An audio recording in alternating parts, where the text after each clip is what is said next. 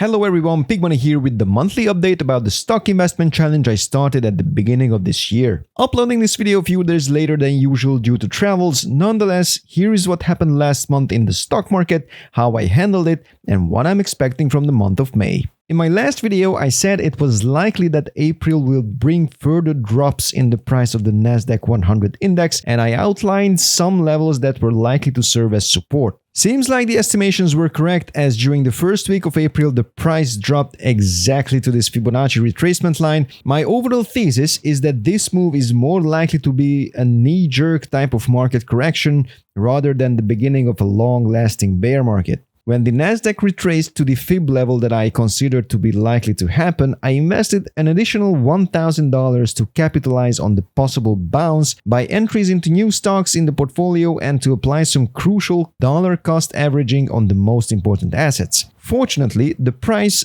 bounced back exactly as I expected it to happen, so eventually I closed the month of April in green. One of the most tempting assets to enter into was Global Foundries. This is a stock that I put on my watchlist last time, and as the market dropped so heavily, it was the perfect opportunity to start an entry.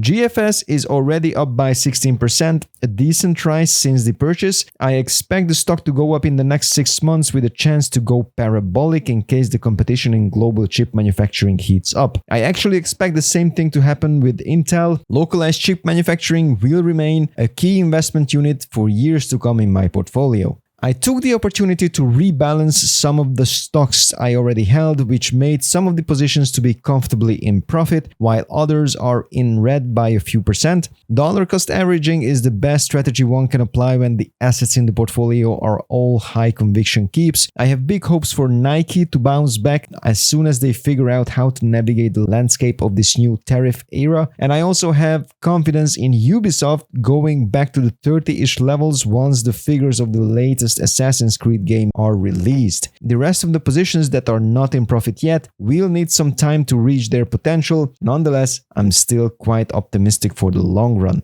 Now let's go to the charts and see what they are telling me. As you can see, here is the local top where eToro force closed my positions. Once again, huge thanks to them for this move. I bought again for $1,000 right here, and today the Nasdaq 100 seems like it has perfectly bounced back to the 200-day moving average. So the most important question is, are we going to see a rejection here or break above and see the bulls taking charge? From a technical point of view, both scenarios are equally likely to happen. The 200-day SMA is a decent indicator that shows the direction of the markets. If you check the previous periods, it is clear that as long as the price action remains under the line, it confirms a bearish momentum, and as soon as it breaks above, retests, and then bounces again, we can expect a bullish continuation.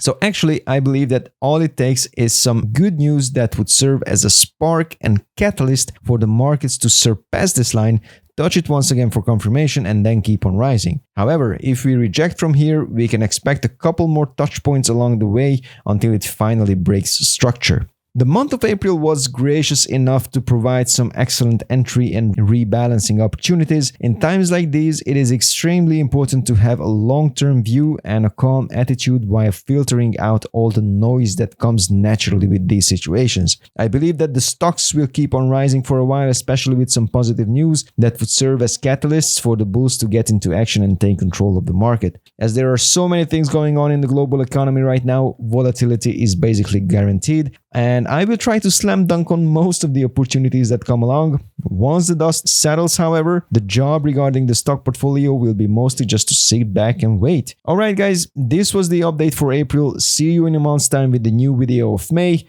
Until then, trade safe, Pigmoney out.